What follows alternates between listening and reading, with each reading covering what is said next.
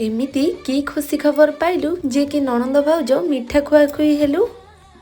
मो प्रियर बंधुगण आज थिला मो बाप घरे मोर लास्ट दिन भाबिकी आज माड़ी गलु टिके मामू घर आड़िकी पहुँचु पहुँचु स्वागत करथिले आमको प्रीति राणी। एठी मते सोनू कॉपी करी मु जेमिति प्रणाम करूची सेमिति से आसी समस्तंकु बोली बोली प्रणाम करूची। एते सुंदर प्रणाम देखी मामू टिके सोनू को टेकी गेलो करदेले।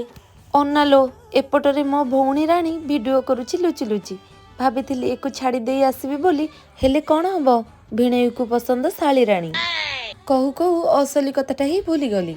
आग को कन्या साजिबाकू जाउछंती मो ननंद राणी आउ एते बड़ खुशी खबर सुनी मिठा न हेले किछि हबो कि नाई ना।